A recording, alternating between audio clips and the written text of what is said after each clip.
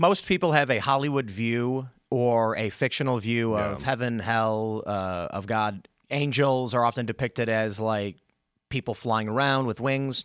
Right. Some people claim that when you die, you become an angel, and these are all not correct. Right. What is the origin of demons? What is the nature? Why do they exist? Okay, so basically what happened is there's God created all of the angels all instantaneously at once, and they're in 9 what they call choirs. They're in 3 ranks each have 3 choirs. And so the ones at the top are the most intelligent, and it's basically in a hierarchy all the way to the bottom. So what happens is he created them all instantaneously at once. Now, how angels understand is fundamentally different from us. We have to have a certain amount of a sensory experience with certain things in order to come to knowledge of it, right? So I have to, if I'm going to learn mechanics, I got to have sensory knowledge of coming to have some sensory knowledge of it. That's not the case with them. All their knowledge is infused by God as things happen. So when they were first created, God infused in them who they are, who he was, what their assigned task was, which is what their nature is, because every angel has a different, and when you deal with demons, their personalities are drastically different, and that's one of the indicators of it. But, and then also that if they accept that assigned task, they get to go to heaven. If they don't, then they're going to end up in hell, etc. So that was all. So when they were first, it's called the 3 instances. They were immediately created in a state of knowing, because they, like I said, they don't have to sit about and thinking stuff for a while. They instantly know it, and that's actually one of the ways that you can actually tell if someone's possessed. You ask them a very complicated theological question or philosophical question. If the person has to think about it, you know they're not possessed. Whereas if it's diabolic, they'll instantaneously give you the answer. It's X. Yeah, I mean, there's no like neurological process. Exactly. They're not material. They instantly know it. So, okay, so they're created in this, in a state of knowing all of this. Then the second instance is because unlike us, the reason why God has mercy on us and the reason why he lets us kind of bumble through life is because we're stupid. Whereas the angels don't have that luxury. They fully know everything that they're doing, and so they make a choice, and that choice is binding for all eternity. So they make a choice, either good or bad. And then instantaneously after that, according to Aquinas, they were either damned or they got to see God. So the demons were originally created as good angels, made a decision, they rejected God out of pure malice, and then as a result of that, they were damned. And so they're in hell, but now some of them, not all of them, some of them are allowed by God permitting, they're allowed to come and afflict us for our sake, ultimately. I have a question about this, actually, because I've heard this articulated different ways, and I also understand that when you're dealing with angels, and this is before the universe as we understand it, it's going to be difficult to have a narrative of it that's perfectly cohesive to a human mind. Right. But why is it said that the devil, that Satan, was at the head of this rebellion when it occurred with many different angels? That's a very good question. So basically, St. Thomas says this, but this actually bears itself out even in session, because under duress, the demons will actually talk about the specificity of the sin that they committed in relationship to it. Now, it always has something, it's always either envy or pride in some fashion, but it always revolves around something that they wanted, some perfection that they wanted, which God was, that's not your place, this is what I want you to do, right? And so they wouldn't give that up, and so there's that. Okay, so your question again? Sorry. Oh, yeah. So the idea of Satan as being at the head of all of the demons and him sort of waging the revolution against God or attempting to. Right. So what happened is that in their test, when they had to, hey, this is your choice that you're going to make, what happened is that the other angels saw what his test was. And then they knew that because he was above them and at the top. Now I tend to agree he wasn't at the very top, but he was pretty much close to the top. That they knew that if they fell, they would be under him, and so St. Thomas says they conspired in his sin as well. So they all conspired in the same sin, even though their specific thing that they wanted was different.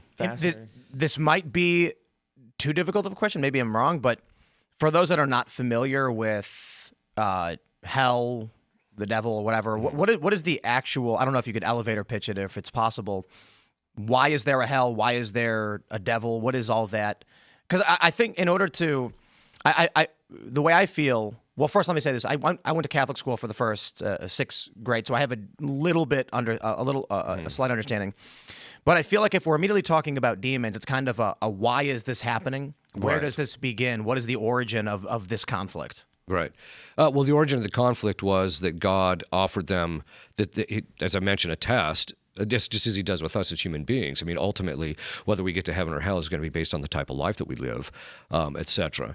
But the point being is that in relationship to them, it's the same. They have free will, just like we have free will, and God respects that free will. We don't want to be around people who hate us or don't want us. God isn't any different. And so those who are in heaven are those who chose to love him and do his will as a result of that. That's why Christ said, if you love me, keep my commandments. So it's if we do his will, then those are the types of people he wants around us. On the other hand, if he doesn't want to do our will, well, then he's going to give you what you want. He's going to separate from you. If you don't want to be with him, if you hate him, then he's going to separate himself from him. So it basically has to do with the respect that he has for the will, and it also has to do with the fact that he's perfectly just. He's also merciful, but there's conditions for mercy. You have to be sorry for your sin, and etc. Whereas the demons, they're not sorry anyway whatsoever. And so God he's just in relationship to them. And so because they have such a high degree of intelligence, it's not as if they can sit and reflect on their actions the way we can and come to greater clarity about it. They're just constantly in a position of being totally dug in. So they can't repent. Because people will ask that sometimes, why can't the demons repent or why can't they say they're sorry? Right. It's just by the very nature of how they exist, their decisions are completely 100% fixed. They're not going to come to a different conclusion about it later on. Whereas we do. Arguing. We will come to different conclusions about past behavior the more we think about it. Yeah, and in fact, even in during sessions, the demons will verify that. Because you'll actually say, okay, let me get this straight. I mean, I put it colloquially, but there's a very formal process by which this comes out in the session. So you were created to see God, to have the beatific vision, to actually perform this noble function, to have these perfections, and to have this delight, etc. Mm-hmm. And you committed this sin? You said, yeah. And you do it again? Yeah.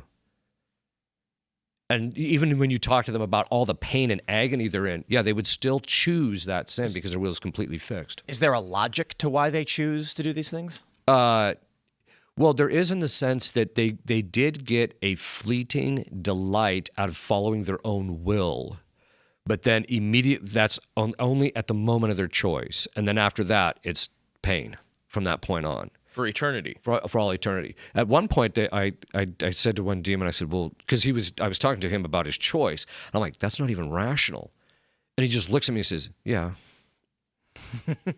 But that gets to your point, Tim, before, which is that's why we're seeing, and that's why we have a phrase that, evil militates to absurdity. That's why what we're seeing, and absurdity is that which is contrary to reason. That's why we're seeing so much mental illness and so much stuff that just seems so foreign to us as normal human beings going on right now. Like the transgender issue and there being 100 different genders that exist. It's just all mental illness. Yeah. And that I agree with. But I would say, as to the early part of the show where I said people seem to be acting outside of the parameters of what is even an evil person who is choose your 7 deadly sins. Yeah. They seem to be defying even those motivations, right? Like I was saying, someone who is greedy, they are trying to acquire something. The reason they go after somebody is to take from them. It's a combination of greed or envy. Yeah, there's some good they're trying to achieve. Yes. May not be morally good, but they're still trying to achieve money, which is a good thing. Right, to them, right. Human vices lust, right? They have this desire and they seek to satisfy it through whatever.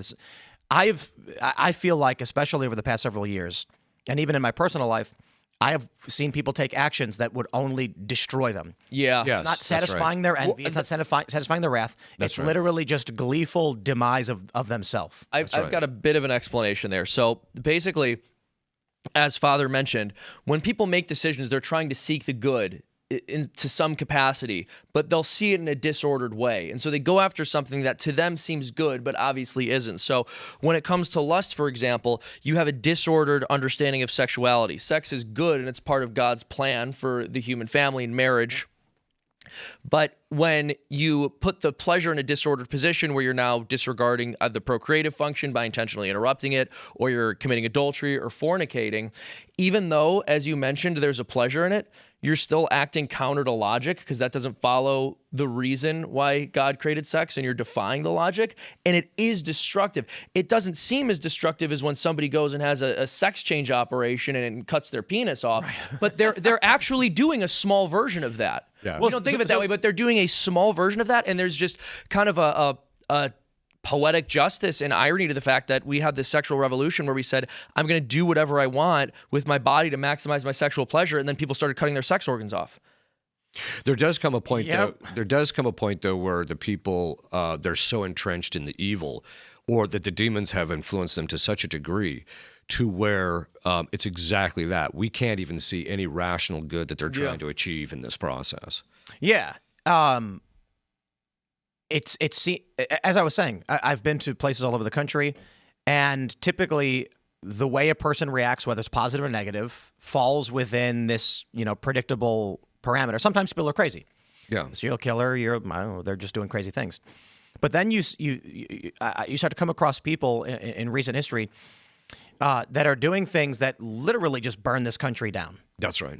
And there's no reason why. I'll go to them and I'll say, what about this is beneficial? And they have no answer. They just react with anger. That's right. And it feels like something is inhibiting their ability to think. Now, I'm sure there's going to be people with tons of rational scientific explanations on, cult mentality and all these things. But at a certain point, I don't know. The things people are doing go beyond. I'll put it this way. With cults, and I typically refer to a lot of these people as being in a cult or a non-theistic religion, whatever you want to call it. Right. They're looking for camaraderie.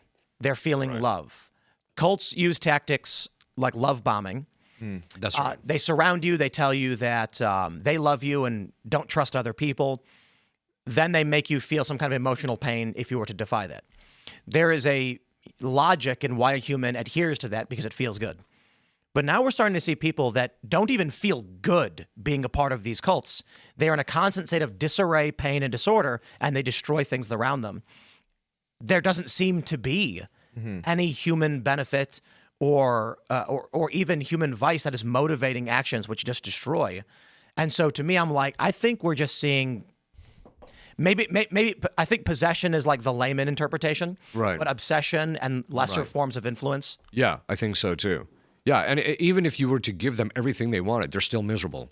You know, which is an indicator that they're not really truly seeking the good. There's just, and this is, but yeah, I think it would be some of the lesser things. I think a lot of them are just diabolically obsessed, which is basically possession is where the demons actually take possession over a part of the body, unless it's perfect possession, where they take over the whole body, which is not too common. But obsession is where they afflict the imagination and the emotions, and they when they take it over, the person has a hard time thinking outside the box. It's just, and they can't see the truth in relationship to certain things. All they can see is this particular thing, or they think that something's actually true. And we've all experienced this in some degree, not necessarily from a diabolic cause, but just when we get angry afterwards, we realize, I was a bit over the top, which means our judgment can be affected by our emotions. But what happens is when the demons take over the person's imagination and their emotions, the person has a hard time seeing the truth for actually what it is. They can't make a proper judgment. Thanks for watching this clip from the Culture War Podcast. We're live every Friday, 10 a.m. to noon, so subscribe and come hang out.